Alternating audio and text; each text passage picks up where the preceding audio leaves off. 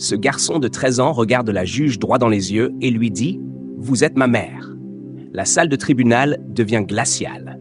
Ce qu'il se passe ensuite va bouleverser leur vie et peut-être la tienne aussi. La salle 302 du tribunal de grande instance était pleine à craquer ce matin-là. Les bancs de bois grinçaient sous le poids des avocats, journalistes curieux et des regards indifférents.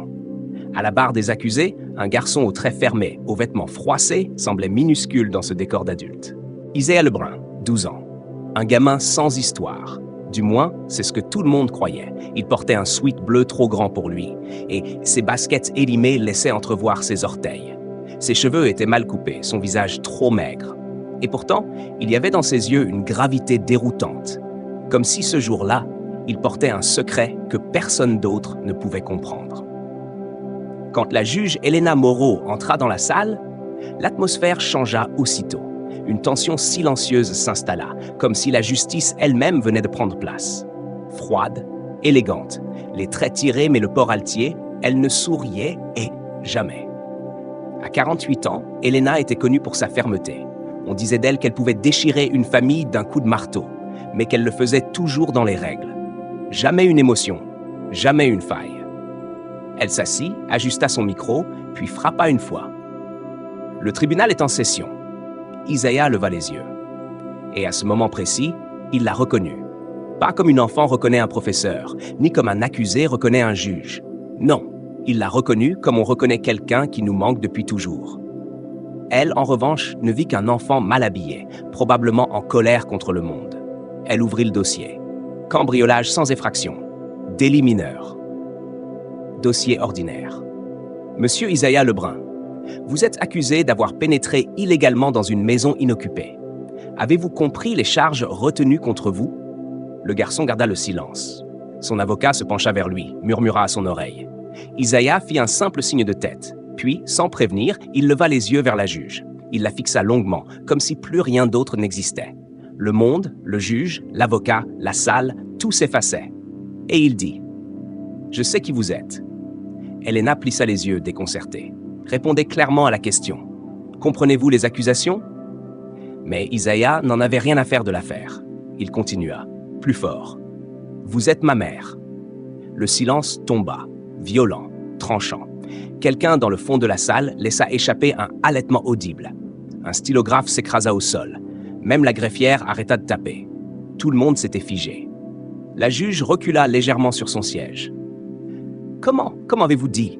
demanda-t-elle, la voix plus sèche qu'elle ne l'aurait voulu. « Je vous connais, j'ai vu votre photo. Je vous ai vu dans mes rêves. Vous êtes ma mère. » L'avocat bondit de son siège. « Objection, madame la juge. Mon client est perturbé. Il est manifestement... » Silence. Elena n'avait pas crié, mais sa voix glaça la pièce. Elle regardait le garçon, les sourcils froncés, les yeux fixés sur lui, comme s'il venait de raviver une blessure qu'elle croyait morte depuis des années. Isaiah ne baissa pas les yeux. Il les planta dans ceux d'Elena, sans flancher. Il n'avait ni peur, ni honte. Juste une vérité qu'il refusait de taire plus longtemps. « Je n'ai jamais eu de mère, mais quand je vous ai vu, j'ai su. Vous êtes la seule que j'ai cherchée toute ma vie. » La juge sentit sa gorge se nouer. Son poing se crispa sur le marteau. Non, ce n'était pas possible. Pas ici, pas maintenant. Elle se leva brusquement. Le tribunal est suspendu pendant 10 minutes. Elle quitta la salle à grands pas, sans se retourner. Isaiah, lui, resta seul. Le regard toujours droit devant lui. Le regard d'un enfant qui venait de lancer un tremblement de terre dans le cœur de celle qui avait passé sa vie à cacher un secret. Dans les couloirs silencieux du tribunal, la juge Elena Moreau avançait comme un automate. Ses talons claquaient sur le carrelage, régulier, froid, précis. Mais dans sa poitrine, son cœur battait à tout rompre. Elle s'engouffra dans la salle de repos des magistrats, referma brutalement la porte et s'appuya contre le mur comme si elle venait de fuir un incendie. « Vous êtes ma mère. » Les mots d'Isaiah résonnaient encore dans sa tête, comme des coups de tonnerre dans une pièce fermée. Elle passa une main tremblante sur son visage. Impossible. Pas ici. Pas maintenant. Pas ce garçon. Et pourtant, elle ouvrit un tiroir, en sortit une vieille photo cachée dans un agenda en cuir usé. Elle n'y avait pas touché depuis des années. Un cliché en noir et blanc, une maternité, un bébé emmailloté. Et elle, plus jeune, Le regard vide, les traits tirés. Son fils, celui qu'elle avait abandonné à la naissance. Elle s'était juré de ne jamais le chercher. Pas par manque d'amour, mais par peur. Peur de réveiller cette culpabilité. Peur qu'il la haïsse. Et surtout, peur que son secret détruise sa carrière. Mais maintenant, ce fils se tenait devant elle, vivant, réel, accusé. Et il avait reconnu son visage. Elle n'avait jamais imaginé ce scénario. Elle s'était convaincue qu'il avait grandi loin, dans une famille aimante. Mais ses habits trop petits, ses yeux pleins de solitude, sa voix brisée, tout disait le contraire. Elle sentit un vertige. S'assit lentement sur le fauteuil en cuir du bureau, les mains jointes, le regard perdu. Une voix intérieure la suppliait. « Va le voir. Va lui parler. Tu lui dois ça. » Mais une autre hurlait. « Tu es juge. Pas mère. Pas maintenant. Pas ici. » Pendant ce temps, dans la salle d'audience, Isaiah était resté seul. Assis, immobile. Les gens autour de lui chuchotaient. Certains le regardaient comme un fou, d'autres avec pitié. Mais lui ne bougeait pas. Ses doigts tremblaient. Il regrettait peut-être d'avoir tout dit à voix haute devant tout le monde. Mais au fond, il savait qu'il n'avait plus le choix. C'était elle. Il l'avait compris il y a 2 semaines, quand une éducatrice lui avait montré une photo d'un colloque sur la justice. Elena Mauro y figurait, debout à côté du ministre. Un éclair dans sa mémoire. Ce nez, ce regard, cette expression quand elle était sérieuse. La même que dans le vieux cadre cassé qu'il cachait sous son lit. Une femme en blouse tenant un bébé. Sa mère adoptive avant de mourir lui avait dit que sa mère était brillante, qu'elle était devenue quelque chose d'important. Et aujourd'hui, il en était sûr. Cette femme en robe noire, c'était elle. Dans son bureau, Elena fixa son reflet dans la vitre. Elle ne voyait plus la juge. Elle voyait la jeune femme de 21 ans, enceinte, seule, paniquée, obligée de choisir entre un avenir brillant et une maternité imprévue. Elle se revit signant les papiers d'abandon, les larmes coulant silencieusement. Elle entendit encore la voix de son père. Une mère célibataire magistrate? Tu veux ruiner ta vie, Elena? Et elle avait cédé. Mais aujourd'hui, ce garçon revenait du passé comme un rappel vivant de ce qu'elle avait fui. La porte du bureau s'ouvrit. Une greffière apparut. « Madame la juge, le temps de suspension est écoulé. On vous attend. » Elena hocha la tête, sans répondre. Elle se leva, inspira profondément. Et en sortant, elle murmura pour elle-même, presque en prière. « Seigneur, donne-moi la force. » Lorsque Elena Mauro réapparut dans la salle d'audience, le silence fut immédiat. Son pas était assuré, son visage impassible, mais à l'intérieur, tout tremblait. Elle monta les marches vers son siège comme on monte à l'échafaud. Isaiah était toujours là, assis bien droit, les mains sur les genoux, les yeux fixés sur elle. Il ne souriait pas, il ne suppliait pas, il attendait, avec la même détermination qu'un condamné prêt à dire ses derniers mots. La juge frappa une fois de son marteau. Le bruit, cette fois, semblait résonner plus fort que d'habitude. L'audience reprend.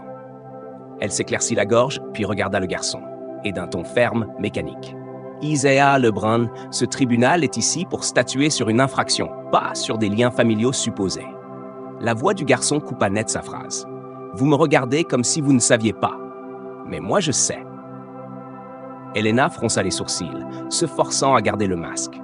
« Ce que vous croyez savoir, jeune homme, ne vous autorise pas à troubler le bon déroulement de cette audience. » Il serra les poings. « J'ai vu votre photo. Lucie, ma mère adoptive, me l'a montrée. Elle m'a dit que j'avais été confiée à une autre famille par une femme qui voulait réussir dans la vie. Elle ne m'a pas donné votre nom, mais elle gardait cette photo. C'est vous. » Un murmure discret parcourut la salle. L'avocat d'Isaiah se leva, gêné, cherchant à reprendre le contrôle. « Madame la juge, avec tout le respect, je demande que cette audience soit centrée sur les faits. Mon client est manifestement perturbé. » Mais Elena ne répondit pas tout de suite. Son regard était figé sur le garçon. Un frisson imperceptible traversa son épine dorsale. Isaiah, lui, continua, sa voix plus basse, comme s'il s'adressait à elle seule. « Je suis né un jeudi. Il pleuvait. C'est ce que m'a dit Lucie. Elle m'a dit que ma mère pleurait aussi, qu'elle avait les mains qui tremblaient quand elle m'a confiée aux services sociaux. » Elena sentit ses doigts se refermer sur le bois de son bureau. Cette description, personne n'aurait pu l'inventer. Et pourtant, elle n'était pas prête. Pas ici. Pas devant tout le monde. Alors elle choisit la fuite légale. Monsieur Lebrun, je vais être clair. Je ne suis pas votre mère, et ce que vous affirmez est sans fondement. Si vous continuez à perturber cette audience, je vous ferai retirer de cette salle. Un silence de plomb tomba. Isaiah baissa les yeux lentement. Ses épaules tremblaient, mais il ne pleura pas. Il répondit, d'une voix brisée, « D'accord, continuez à faire semblant. Vous êtes très bonne à ça. » Cette phrase, pourtant douce, la transperça. Un instant, Elena ferma les yeux, et une image surgit, vive, brutale, réelle, ses bras tremblants tenant ce bébé, ses larmes tombant sur la couverture blanche, et le bruit de la porte qui se refermait derrière l'assistante sociale. Elle rouvrit les yeux et se redressa comme si de rien n'était. Mais le verre était dans le fruit. Une faille venait de se former dans le mur qu'elle avait mis des années à construire. Dans le couloir, une femme d'une 50aine d'années observait la scène à travers la porte entr'ouverte. Elle tenait un dossier dans les mains, et son regard passait de la juge au garçon avec une intensité étrange. C'était Claire Montel, ancienne travailleuse sociale. Et elle savait quelque chose. Elle savait tout. Le lendemain, le palais de justice semblait différent. Pas plus silencieux, pas moins bondé. Mais l'air y portait quelque chose de suspendu, comme si quelque chose d'important allait arriver. Isaiah était revenu. Il avait accepté, malgré les protestations de son avocat, de retourner à l'audience. « Je ne veux pas gagner un procès », avait-il dit. « Je veux savoir si j'ai une mère. » Dans la salle, les bancs se remplissaient. Quelques journalistes étaient là, ils avaient entendu des rumeurs. Une juge, un garçon, un lien du sang effacé. Mais ce que personne ne savait encore, c'est que le passé venait frapper à la porte. Et c'est exactement ce que fit Claire Montel. Claire Montel entra dans la salle d'audience à pas calme. Cheveux poivre et sel, attachés en chignon serré, regard vif. Elle tenait un dossier, épais, usé. Quand elle croisa le regard d'Elena, un frisson les traversa toutes les deux. Elena la reconnut immédiatement. L'assistante sociale, celle de l'époque. Claire se pencha vers le greffier, murmura quelque chose, puis demanda à s'exprimer. « Madame la juge, je sais que je n'ai pas été convoquée, mais je pense que mes informations pourraient éclairer la situation. » Elena déglutit lentement. Elle jeta un œil à Isaiah, droit, figé, le regard brûlant d'espoir. Elle acquiesça d'un mouvement de tête. Claire ouvrit le dossier, sortit un document jauni, un acte de naissance, puis une photo. Elena, jeune, très jeune, tenant un bébé. J'étais en charge du dossier de placement d'un nourrisson abandonné en 2011. Il a été confié à une famille adoptive quelques semaines après sa naissance. La mère biologique, selon ce dossier, a signé les papiers en présence de mon collègue. Et c'est bien. Elle s'interrompit. Elle regarda Elena.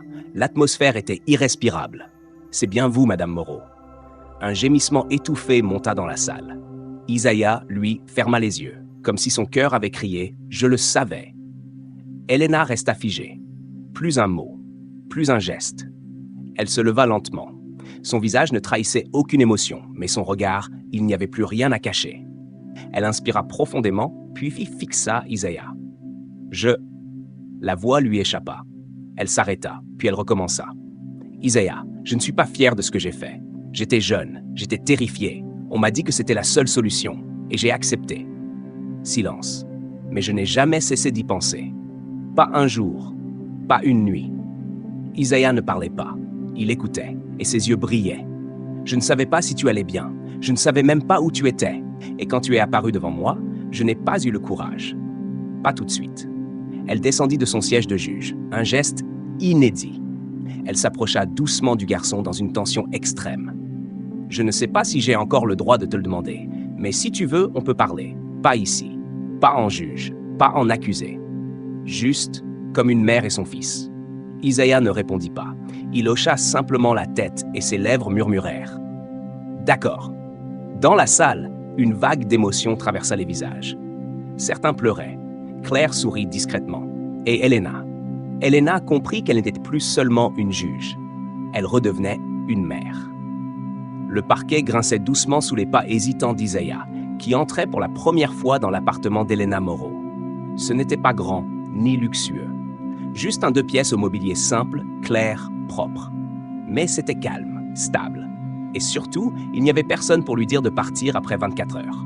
Sur la table, 2 assiettes encore chaudes, des pâtes, rien d'extraordinaire, mais ça sentait comme un foyer. « T'as cuisiné ?» demanda-t-il en posant son sac. Elena sourit. Elle était nerveuse. Ses mains tremblaient légèrement. J'ai suivi une vidéo sur YouTube. Pas sûr que ce soit comestible. Isaiah haussa les épaules, attrapa une fourchette. Ça sent pas pire. Ils rirent, un vrai rire. Bref, maladroit, mais sincère. Ce fut le premier éclat de légèreté qu'ils partageaient depuis le jour du tribunal. Les premières semaines furent étranges. Ils n'étaient ni étrangers, ni proches. Ils se découvraient à petits pas. Des conversations interrompues, des silences gênants, des tentatives ratées. Un soir, Isaiah dit à voix basse « J'ai jamais dormi plus de 2 semaines au même endroit. Quand je déballe mes affaires, je les range jamais trop. Au cas où je doive partir. » Elena s'était figée, puis elle s'était levée, était allée chercher une clé qu'elle lui avait tendue. « Celle-ci est à toi. Tu ne me dois rien. Tu n'as pas besoin d'être gentille. Tu peux être toi, ici. Tu peux respirer. » Il l'avait prise, lentement. Puis, sans un mot, il l'avait accrochée à sa chaîne autour du cou. Et c'est là qu'Elena avait compris. Ce n'était pas une clé pour une porte, c'était une clé pour un cœur. Ils apprirent à vivre ensemble. Elena ne savait pas comment être mère, alors elle apprenait à l'être. Elle téléchargea des livres, assista à des ateliers, parla à d'autres femmes qui avaient adopté. Mais Isaiah, lui, n'avait pas besoin d'un guide parental. Il avait besoin de vérité. « Pourquoi t'es pas revenu plus tôt ?» demanda-t-il un jour sans prévenir, alors qu'il regardait un film. Elena m'y pose. Elle resta longtemps sans répondre. « Parce que j'avais honte. Parce que je croyais que tu m'en voudrais, et j'avais peur de ce que je verrais dans tes yeux. » Il hocha la tête. « Je t'en ai voulu, longtemps, et puis j'ai compris que tout le monde fait des choix qu'il regrette. » Elle se tourna vers lui, les yeux humides. « Et maintenant ? Maintenant, je t'observe, je te teste. Je vois si tu restes. » Un silence. Puis, « Et tu restes. Alors peut-être que je peux commencer à te faire confiance. » Petit à petit, des gestes naquirent. Elle l'attendait à la sortie du collège. Il lui laissait des petits mots dans la cuisine. Il riait d'émissions nulles à la télé. Elle encadra l'un de ses dessins, une femme en robe de juge tenant la main d'un garçon. En bas, il avait écrit en majuscule « Deuxième chance ». Mais le moment le plus marquant arriva un soir d'automne. Isaiah entra dans le salon, en pyjama hésitant. « Je peux dormir ici ce soir ? Pas parce que j'ai peur, mais juste pour essayer. » Elena tapota le canapé, un sourire doux sur les lèvres. « Bien sûr. » Il s'allongea, tira une couverture sur lui. Elle s'installa dans le fauteuil à côté. Un silence, puis une question, à mi-voix. « Tu crois que tu y arriveras ? Être maman ?» Elle le regarda. Elle aurait pu lui dire 1000 choses, mais elle répondit « Non, pas tout de suite, mais je vais me lever chaque jour avec l'envie d'y arriver, pour toi. » Il hocha la tête, ferma les yeux. Quelques minutes plus tard, dans un souffle presque imperceptible, il murmura « Bonne nuit, maman. » Et ce mot, ce simple mot, balaya 13 années de silence. C'est ainsi que 2 solitudes, 2 blessures, 2 vies abandonnées l'une par l'autre commencèrent à se reconstruire. Pas dans la perfection, mais dans l'effort, dans le choix, dans le courage d'aimer malgré tout. 1 an plus tard, le temps avait passé, lentement, doucement, avec des hauts, des bas, mais surtout avec des choix faits chaque jour. Des choix de rester, des choix de parler, même quand les mots font mal, des choix de tendre la main, même quand elle tremble. Isaiah venait d'avoir 14 ans. Il avait grandi, pas seulement en taille, mais en calme, en confiance, en lumière. Elena, elle, avait vieilli, pas dans le corps, dans le regard. Elle avait compris que le poids d'un secret n'est rien comparé à celui d'un regret qu'on garde en silence. Un soir, ils étaient assis ensemble à une conférence sur la parentalité, invités pour témoigner. La salle était pleine. Des mères, des pères, des éducateurs, des jeunes en foyer d'accueil, des anciens enfants perdus. Isaiah prit la parole. Sa voix était claire, posée. « Je ne suis pas là pour raconter une belle histoire. Je suis là pour dire la vérité. Une vérité simple. Parfois, les gens vous abandonnent. Parfois, ils vous reviennent. Et parfois, on a le choix de les laisser revenir. » Silence. Et puis un souffle collectif, comme si chacun, dans cette salle, avait reçu un coup dans l'âme. Il continua. « J'ai appris qu'il n'y a pas de parents parfaits, et pas d'enfants parfaits non plus. mais il y a des secondes chances. Et si vous ne les saisissez pas, vous passez peut-être à côté de la seule chose capable de guérir ce qui a été brisé. Plus tard, à la sortie, un adolescent du public l'aborda. « T'as pas eu peur qu'elle reparte encore ?» Isaiah sourit tristement. « J'ai eu peur tous les jours, mais elle est restée, même quand c'était dur. » Et c'est ça qui fait la différence. Pas les excuses, la présence. Leçon de vie qu'ils ont retenue et que chacun peut garder. 1. Le pardon ne change pas le passé, mais il libère l'avenir. Elena ne pouvait pas effacer son abandon, mais elle pouvait choisir de ne plus fuir. 2. L'amour, ce n'est pas toujours un élan, c'est un effort. Se reconstruire avec quelqu'un, c'est du travail quotidien. Ce sont des gestes simples, constants. Un enfant n'a pas besoin de perfection, il a besoin de vérité. Isaiah n'attendait pas une mère héroïque, il attendait une mère honnête. 4. On peut être juge et se tromper. On peut être mère et apprendre tard. La fonction ne définit pas le cœur, c'est le courage de recommencer qui le fait. 5. Il n'est jamais trop tard pour aimer, même maladroitement. Même après des années, la tendresse peut pousser là où il n'y avait que silence. 6. Les liens du sang ne suffisent pas. Ce sont les actes qui bâtissent une famille. Elena est devenue sa mère, non pas en l'ayant mis au monde, mais en choisissant de l'aimer chaque jour. 7. Parfois, celui qui souffre le plus est aussi celui qui pardonne le mieux. Isaiah aurait pu haïr. Il a choisi de guérir. 1 an plus tard, dans la cuisine, pendant qu'Elena préparait le dîner, Isaiah entra et dit « Oui, oui, répondit-elle sans se retourner. T'as toujours pas appris à faire les pâtes. Elle éclata de rire. Je t'ai donné une maison, un cœur, une clé, et tu critiques mes pâtes? Il haussa les épaules. C'est parce que maintenant, je peux. Elle le regarda et comprit. Il disait simplement « Je suis chez moi ». Et vous, quelle blessure portez-vous encore en silence? Quelle personne attendez-vous sans oser y croire? Et surtout, êtes-vous prêt à ouvrir la porte si un jour elle frappe? Il n'est jamais trop tard. Pas pour reconstruire, pas pour pardonner, pas pour essayer. Parfois, il suffit d'un regard, d'un mot, d'un « je suis resté » pour changer une vie. Isaiah et Elena nous rappellent que l'amour, ce n'est pas l'absence de douleur, mais la volonté de revenir quand on a fui, de reconstruire ce qu'on a brisé et de choisir l'autre chaque jour. Alors, si toi aussi, tu crois qu'il n'est jamais trop tard pour aimer, si tu crois qu'une deuxième chance peut guérir les blessures les plus profondes, et si cette histoire t'a touché autant qu'elle nous a bouleversés, abonne-toi à cette chaîne, car ici, on raconte des histoires qui parlent au cœur, pas à l'algorithme. Des histoires vraies, humaines, imparfaites, mais pleines d'espoir. Active la cloche pour ne jamais manquer la prochaine. Et surtout, n'oublie pas, tu n'es jamais trop cassé pour être aimé. Et il n'est jamais trop tard pour recommencer.